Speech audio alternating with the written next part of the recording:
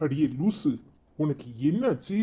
என்னத்துக்கு இப்படி நடுராத்திரில என்னை எழுப்பிட்டு வந்து இங்க உட்கார வச்சிருக்க? இல்லை மாமா, எனக்கு தூக்கமே வரல. மனசு பூரா என்னவோ மாதிரி பதன்னு இருக்கு. அதுக்கு தான். என்னாச்சுன்னு சொன்னாதானே தெரியும். என்னாச்சு திடீர்னு? நல்லா தானே இருந்த. அப்புறம் என்னாச்சு? என்ன ஐஸ்வர்யா ஞாபகம் வந்துட்டா என்ன? அவ குழந்தை பெத்துட்டு இங்க வந்துட்டானா என்ன செய்யறதுன்னு முழிக்கிறியா? அதெல்லாம் ஒன்றும் இல்லை.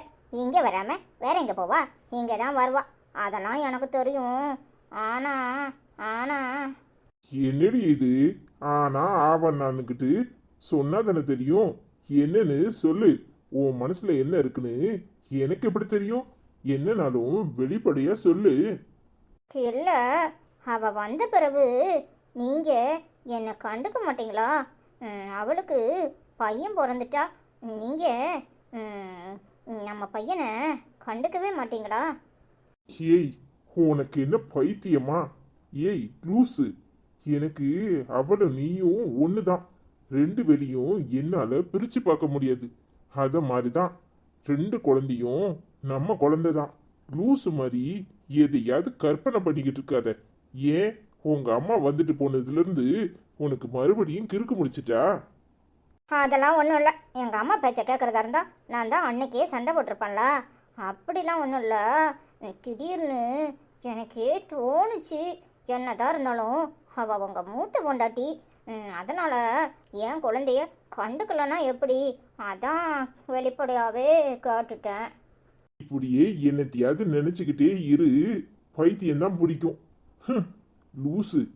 எனக்கு ரெண்டு குழந்தையும் பிரிச்சு பார்க்க தெரியாது. ரெண்டுமே நம்ம குழந்தைங்க தான். என்னைக்காது உன்னையும் ஐஸ்வர்யாவும் பாரபட்சமா பார்த்துருக்கனா? நீ தான் அறிவு கட்டுத்தனமா அவகிட்ட மல்லுக்கு நிப்ப. நான் என்னைக்காது உங்க ரெண்டு பேரையும் பிரிச்சு பார்த்துருக்கனா? சொல்லு. ஆமாம், உங்களுக்கு எது கொடுத்தாலும் நான் தான் மழுக்க நிற்கிறேன். என் மனசில் உள்ளதை வெளிப்படையாக கேட்டேன். இதில் என்ன தப்பு இருக்கு? இப்போ அது மனசுக்குள்ள வைக்காம வெளிப்படையா கேட்டியே, அதே பெரிய விஷயம். ஏய், ஐஸ்வர்யா பாவம். ஏற்கனவே உடம்பு சரியில்லாம சாவுல இருந்து திரும்பி வந்தவ. அவளை நாம சந்தோஷமா வச்சுக்கணும். உனக்கு அது புரியும்னு நான் நினைக்கிறேன். நான் அடிக்கடி அவளை போய் பார்க்கறேன்னு உனக்கு மனசுக்குள்ள ஒரு மாதிரி ஏதோ ஒரு குற்ற உணர்ச்சியோ பயமோ இருக்கு. நான் வெளிப்படையாவே சொல்றேன். அவளுக்கு ஏதாவது ஒண்ணுனா என்னால தாங்கிக்க முடியாது. அதே தான் உனக்கும். எனக்கு நீ எவ்வளவு முக்கியமோ அதே அளவுக்கு அவளும் முக்கியம். உங்க ரெண்டு பேரையும் என்னால விட்டு கொடுக்க முடியாது. கொஞ்சமாவது புரிஞ்சு நடந்துக்கோ. அவகிட்ட கோவப்படாத. அவ இந்த குழந்தைய நல்லபடியா பெத்தெடுக்கணும். எனக்கு அவளுக்கு எதுவும் ஆயிடக்கூடாதுன்னு ஒரு படபடப்பு இருக்கு. எனக்கு உங்கள் நிலமை புரியுது. ஆனால் நான் என்ன செய்யட்டும்? நான் எல்லா விஷயத்துலேயுமா பிடிவாதம் பிடிக்கிறேன். எனக்கு என்னமோ உங்ககிட்ட மட்டும்தான் அப்படி பிடிவாதம் பிடிக்க தோணுது. அவள் நல்லவ தான், எனக்கு புரியுது. ஆனாலும் என்ன செய்ய, திடீர்னு கோவம் வந்துடுது. நீ என்ன இன்னும் சின்ன குழந்தையா? உன்கிட்ட ஒண்ணு ஒன்னா சொல்லி புரிய வைக்கிறதுக்கு நீ தான் புரிஞ்சு நடந்துக்கணும். ஏய், நீ ஒரு குழந்தைக்கு அம்மாவாயிட்ட. இன்னும் அவகிட்ட போட்டி போட்டுக்கிட்டு சண்டை போட்டுக்கிட்டு இருந்தா நல்லாவா இருக்கு? எல்லாம் எனக்கு புரிய தான் செய்யுது. ஆனால் என்ன செய்ய, என் புத்திக்கு உரைக்க மாட்டேங்குது. சரி சரி, என்னையே குறை சொல்லிட்டு இருக்காதீங்க. நீங்கள் என் பிள்ளையும் என்னையும் விட்டு கொடுக்காம இருந்தா அதுவே எனக்கு போதும். ஏய், நீ ஏன் பொண்டாட்டி? அவன் ஏன் புள்ள? அது என்ன உன்னையும் உன் புள்ளையும் விட்டு கொடுக்க போறேன்னு உன் மனசுக்குள்ள தோணுது? ஏய், நாம எல்லாரும் சேர்ந்து ஒரே குடும்பமா சந்தோஷமா இருக்கணும். அதுதான் என் ஆசை. ஆசை நல்லா தான் இருக்கு. ஆனால் ஐஸ்வர்யா வந்ததுமே எனக்கு கோவம் வந்துடுது. நான் என்ன செய்யட்டும்?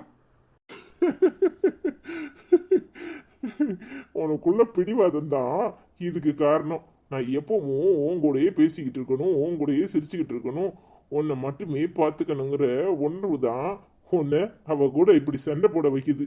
என்னால புரிஞ்சுக்க முடியுது. ஆனா உண்மை என்னன்னு நீயும் புரிஞ்சுக்கணும். அவளும் ஏன் பொண்டாட்டி தானே, அதை மாத்த முடியாதுல்ல? எல்லாம் எனக்கு தெரியும். வாங்க, எனக்கு தூக்கம் வந்துட்டு. அதானே, உண்மையை சொன்னா அதை மட்டும் உன்னால ஏத்துக்க முடியாது. உடனே தூக்கம் வந்துட்டும்பியே. சரி சரி வா. என்னடி நீ காலங்கத்தால வந்திருக்க? ஆ, காலங்கத்தலையா? மணி 9 மணி ஆகுது. என்ன நீ இப்ப போல எழும்பிட்டு என்னைய பார்த்து காலங்கத்தலை வந்திருக்கேங்கிற? என்னடி சொல்ற? 9 மணி ஆயிட்டா? இவர் எங்க போனாரு? எங்க தானே படுத்திருந்தாரு? ஆளையவே காணும். நான் வேற அசந்து தூங்கிட்டேன் போல. நைட்டு தூங்குறதுக்கு லேட் ஆயிடுச்சு. வெளியே உட்காந்து பேசிக்கிட்டு இருந்தேன், அதான். ஐயோ போக்கா, இப்பதான் அத்தை சொல்லிச்சு ஐஸ்வர்யாக்கு வலி வந்து ஆஸ்பத்திரியில் சேர்த்துட்டாங்கன்னு ஃபோன் வந்துச்சான். அதான் மாமா அங்கே போயிட்டாருன்னு சொல்லிச்சு. என்னடி சொல்ற? ஐஸ்வர்யாக்கு வலி வந்துருச்சு, ஆஸ்பத்திரியில் சேர்த்துருக்காங்கன்னு ஃபோன் வந்துருச்சா? என்கிட்ட ஒரு வார்த்தை சொல்லாம அவர் சாட்டி போயிருக்காரு. ஐயோ அக்கா, நீ தூங்கிட்டு இருந்தல்ல, அதான் உன்னை எழுப்ப வேண்டான்னு மாமா போயிருக்குமா இருக்கும். ஆமா, இல்லைனாலும் சொல்லிட போறாரு. ஏன்க்கா நீ அப்படி நினைக்கிற? உன்கிட்ட சொல்லாம மாமா என்ன பண்ணிருக்கு? அது திடீர்னு ஃபோன் வந்த உடனே என்ன பண்றதுன்னு தெரியாம போயிருப்பாரு. நீ வேற எதையாவது நினைச்சிட்டு இருக்காத. எனக்கு எல்லாம் தெரியும். இப்ப நீ என்ன இந்த பக்கம் வந்த? அம்மா ஏதாவது சொல்லுச்சா என்ன? அதான் நிச்சயம் பண்றதுக்கு உன்னைய கூட்டிட்டு வரேன்னு சொல்லிட்டு வந்துச்சுல்ல, நீ வாயே திறக்கலையாமே. அன்னைக்கு ஏதோ சண்டை ஆகி போச்சுன்னு சொல்லிச்சு. அதான் உன் அக்கா காரிய போய் வர சொல்லு, ஞாயிற்றுக்கிழமை நிச்சயதார்த்தத்தை வைக்கலான்னு சொல்லிச்சு. சரி டி, எல்லாம் நடந்து முடிக்கட்டும். நான் நேரம் இருந்தா வரேன். நான் வந்தாலே இந்த அம்மாக்கு பொறுக்க மாட்டேக்கு. ஏதாவது சண்டையாக தான் ஆகுது. ஐயோ அக்கா, நீ வராம எப்படி? நீ கண்டிப்பா வந்துதான் ஆகணும். சரி டி, வரேன். இந்தா தம்பியை பிடி, உனக்கு காஃபி ஏதாவது போட்டுட்டு வரேன். ஐயோ அக்கா, அதெல்லாம் ஒன்றும் வேண்டாம். துணிமணி எடுக்க போகணும், சீக்கிரம் வான்னு அம்மா சொல்லிச்சு. நான் கிளம்புறேன். ஓ அப்படியா? சரி சரி, அப்போ போயிட்டு வா. சரிக்கா, நான் வரேன். சரி டி, பார்த்து போ. அம்மா வெளியே தான் நிற்கிது, நான் கிளம்புறேன். அதானே, அந்த அம்மா இங்கே வரைக்கும் வந்திருக்கா. சரி சரி, அப்போ சட்டுன்னு போ. சரிக்கா. பாவி மனுஷன், என்னை எழுப்பி ஒரு வார்த்தை சொல்லிட்டு போயிருக்கலாம்ல. பொண்டாட்டிக்கு பிரசவம்னதும் ஆளாக ஓடி போயிட்டாராக்கும். சரியான ஆளுதான். விடிய விடிய கதை சொன்னாலும் என்கிட்ட உட்காந்து ஊன்னு கேட்கறது. ஐஸ்வர்யாக்கு ஒண்ணுன்னா உடனே தலை தெறிக்க ஓடிடுவாரு. என்ன மாப்பிள்ள, ஐஸ்வர்யா எப்படி இருக்கா? டாக்டர் என்ன சொன்னாங்க? எப்போ குழந்தை பிறக்குமா? இன்னும் ஒன்றும் சொல்லலை மாமா. இப்போ தான் லேஸாக வலி ஆரம்பிச்சிருக்கு. அதனால் கொண்டு வந்து அட்மிட் பண்ணியாச்சு. எப்படியும் இன்னும் ஒரு 2 மணி நேரத்தில் குழந்தை பிறந்துரும்னு சொன்னாங்க. சரி, தைரியமா இருங்க.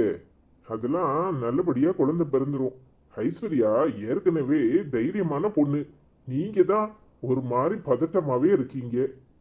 இல்லை மாமா, அவள் நார்மலாக இருந்தால் எனக்கு ஒன்றும் தோணாது. அவள் ஏற்கனவே வலினால அவஸ்தைப்பட்டு இப்போ தான் நல்லபடியாக இருக்கா. இப்போ ஏதாவது ஒன்றுனா என்னால் தாங்கிக்க முடியாது. அதான் என்னமோ போல இருக்கு. மாப்பிள்ள, சும்மா பயந்துகிட்டே இருக்காதீங்க. அதெல்லாம் ஐஸ்வர்யாக்கு ஒன்னும் ஆகாது. அவ தப்பி பொழைச்சவ. எல்லா கண்டத்துல இருந்து தப்பி கடைசியில நம்மளுக்கு சாக்கு தான் கொடுப்பா. அவளுக்கெல்லாம் ஒன்னும் ஆகாது. என்ன மாப்பிள்ள அப்படி பாக்குறீங்க? உண்மைதான் சொல்றேன். அவ பிறக்கும் போதே அப்படிதான் படாத பாடு படுத்தி தான் பிறந்தா. இன்னைக்கு ஆஸ்பத்திரி வரைக்கும் போயிட்டு நோயில இருந்தும் தப்பிச்சு வந்திருக்கா. இப்ப குழந்தை பிறக்கிறது கொஞ்சம் கஷ்டமா இருந்தாலும் நல்லபடியா குழந்தைய பெற்று வெளியே வருவா. எனக்கு அவ மேல நம்பிக்கை இருக்கு. அவளுக்கு எதுவுமே ஆகாது. நீங்க சும்மா எதையாவது நினைச்சு கவலைப்பட்டுக்கிட்டே இருக்காதீங்க. நீங்கள் சொல்கிறத கேட்கும்போது மனசுக்கு ஆறுதலாக இருக்கு. ஐஸ்வர்யா நல்ல மனசுக்கு, அவளுக்கு எதுவும் ஆகக்கூடாது. ஆனால் என்னமோ தெரியல மாமா, ஒரு மாதிரி படபடப்பாகவே இருக்கு. கோயிலுக்கு போயிட்டு வரலாமான்னு பார்க்குறேன். ஆமா மாப்பிள்ள, இங்க இருந்தா அப்படித்தான் டென்ஷனாவே இருக்கும். நீங்க பேசாம கிளம்பி கோயிலுக்கு போயிட்டு வாங்க, நிம்மதியா இருக்கும். சரி மாமா, அப்போ நான் கோயிலுக்கு போயிட்டு வரேன். மாப்பிள்ள, அனிதாக்கு தெரியுமா? அவ வரக்கானும். ஐயோ மாமா, மறந்தே போயிட்டேன். ஃபோன் வந்த உடனே அவசர அவசரமாக கிளம்பி வந்துட்டேன். அவளுக்கு சொல்லவே இல்லை. அவள் தூங்கிக்கிட்டு இருந்தா. நான் அவளுக்கு ஒரு ஃபோனை போட்டு சொல்லிடுறேன். ஆமா ஆமா, முதல்ல போனை போட்டு தகவலை சொல்லுங்க. இல்லைன்னா வேதாளம் முருங்கை மரம் ஏறிட போகுது. ஏங்க அப்படி சொல்றீங்க? அவ நல்ல பொண்ணுதான், கொஞ்சம் முன்கோபம் ஜாஸ்தி. நீங்க வேற. அவளை பெத்த எனக்கு தான் அவளை பத்தி நல்லா தெரியும். முன்கோபமா? அவ எந்த காலமும் இப்படித்தான். சின்னதுல இருந்தே பிடிவாதம் ரொம்ப பிடிப்பா. நாளடைவுல அது ரொம்ப அதிகமா தான் ஆயிப்போச்சு. இப்பங்கள்ல எதுனாலும் தனக்குள்ள பொருளை யாருக்கும் கொடுக்க கூடாது. பொருள்லே எப்படின்னா புருஷனை மட்டும் விட்டு கொடுத்துருவாளா என்ன? ஐயோ மாமா, அவள் முன்ன மாதிரி இல்லை. இப்போ ரொம்ப மாறி இருக்கா. நீங்கள் ஏதாவது சொல்லாதீங்க. மாறிட்டானா சந்தோஷம்தான். ஆனா இது எவ்வளவு நாளுன்னு தான் எனக்கு தெரியல. எனக்கு அவளை பத்தி நல்லா தெரியும். எதுனாலும் சொன்னா ஒரு 4 நாள் சரிம்பா. இனி ஐஸ்வர்யா குழந்தையோட அங்க போய் இருக்கும்போது தான் தெரியும் அவ மாறிட்டாளா இல்லையான்னு. பொறுத்திருந்து பாருங்க. இல்ல மாமா, அவ முன்ன மாதிரி இல்ல. அவ ரொம்பவே மாறிட்டா. உங்க ஆசையே ஏன் கெடுப்பானே? மாறிட்டானா சந்தோஷம்தான். எனக்கு மட்டும் அவ மாறக்கூடாதுன்னா நினைப்பு இருக்கும். அவ கண்டிப்பா மாறணும். ஆனா நிரந்தரமா மாறிட்டானா ரொம்ப சந்தோஷம். சரி சரி, நீங்க கோயிலுக்கு போயிட்டு வாங்க. ஆமா மாப்பிள்ள, நீங்க கோயிலுக்கு கிளம்புங்க. குழந்தை பிறந்துட்டுனா நான் ஃபோன் பண்றேன். சரிங்க மாமா, நான் போயிட்டு உடனே வந்துடுறேன். சரி மாப்பிள்ள, போயிட்டு வாங்க.